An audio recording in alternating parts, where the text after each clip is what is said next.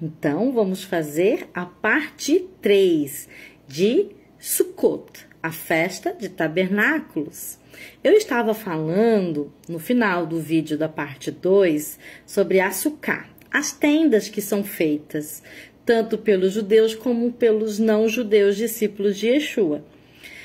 Em varandas, garagens, quintal e dentro de igrejas, congregações. Então, a pessoa faz a Sukkah, a tenda, conforme, né, as possibilidades dela, e ali eles vão fazer as refeições da festa de Sukkot, em família. Pode também ter visitantes, os uspezim. Uspezim quer dizer visitas, né? Os invitados, os convidados. Então, veja, eu estava falando que são 8 convidados. Por que 8? Porque nós somos discípulos de Yeshua. Então, eu falei que Abraão eu estava falando, que é um dos convidados dessa festa. Isaac, segundo convidado. O terceiro convidado é Jacó. O quarto convidado é Moshe, Moisés. O quinto convidado é Aaron, que é Arão. O sexto convidado é Yosef, José. O sétimo convidado é Davi, o rei Davi. E o oitavo convidado é Yeshua, Jesus. 8, para quem não sabe, na tradição, no contexto original judaico, bíblico, 8 fala do Mashiach, Messias. 7 fala de Deus, do Pai, né? Deus Pai, que é perfeição. Porém, o 8 fala de Yeshua, Jesus, o Messias. Também, a decoração da Sukkah nós fazemos com folhas de árvores frondosas e formosas, com flores, frutos, né? Ou feito real ou feito de papel, como vai a imaginação da pessoa. E nós decoramos a Sukkah e colocam pisca-pisca, mensagens e imagens bíblicas. E assim, coloco os nomes dos uspezim, dos visitantes, que é muito importante também, né? Que atrás de mim tem alguns, né, nomes dos visitantes. Eu fiz Yeshua, ali, Avraham, e aí você vai ver outros também. Aaron, Isaac, Moshe, Davi, Jacó, e assim vai, né? São 8. 8, para quem é discípulo de Yeshua, são 8. Tem um filme fantástico, judaico. Não tem, infelizmente, ele não é dublado em português, é legendado em espanhol. E o filme é chamado de Uspezim.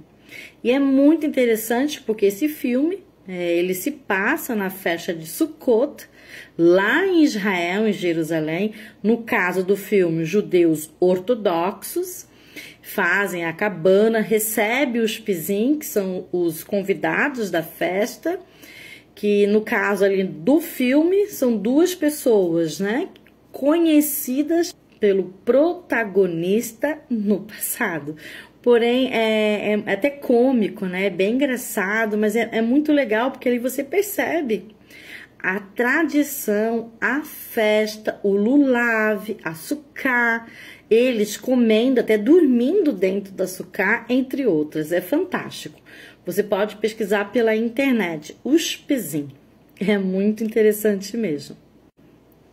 Então, a festa de Sukkot, ela começa com o acendimento das luzes, das velas, são 2 velas, onde a mulher da casa vai acender e ela vai recitar a seguinte bênção: Baruch atah Adonai Eloheinu melech haolam, asher kidshanu bemitzvotav, vetzivanu lehadlik neshel yom tov, que significa: bendita és tu, ó Eterno nosso Deus, Rei do Universo, que nos santificou com os seus mandamentos e nos ordenou a acender a vela do dia bom ou a vela de Sukkot. E também recita-se a seguinte bênção: Baruch atah Adonai Eloheinu melech haolam, shehereianu vekiemanu verrigianu lasman hazeh, que significa: bendito és tu, ó eterno nosso Deus, Rei do Universo, que nos deu vida, nos manteve e nos fez chegar até a presente época. Nós acendemos as velas ao pôr do sol, que você pode também pesquisar no Google, pôr do sol em, e colocar a cidade onde você mora. Cada lugar tem o seu horário de pôr do sol diferente. Por isso que é importante pesquisar pôr do sol. Exemplo, se você mora em São Paulo, capital, pôr do sol em São Paulo, capital. E assim você vai saber o horário certinho. A gente sempre faz alguns minutos antes, uns de 10 a 20 minutos antes, para não fazer errado.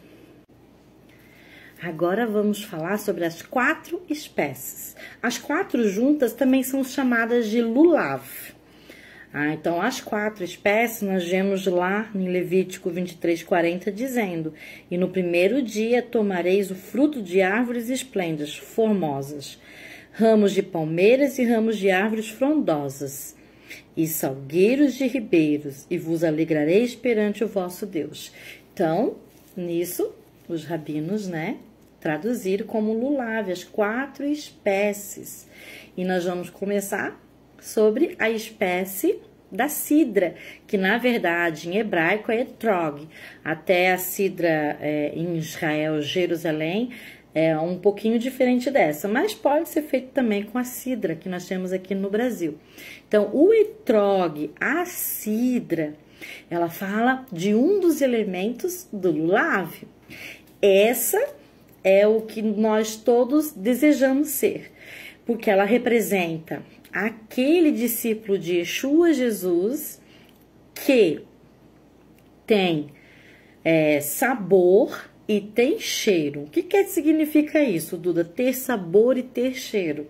Significa ter sabor é que essa pessoa que representa, no caso, etrog, a cidra, essa pessoa, ela estuda a Torá, ela estuda a Bíblia, ela estuda, ela conhece as leis de Deus, ela conhece a Torá, ela tem sabor, por isso. E ela também tem cheiro, que também significa que ela não só tem o conhecimento, como ela pratica na sua vida diária. Então, na sua vida diária, ela tem como parâmetro a Torá, a Bíblia.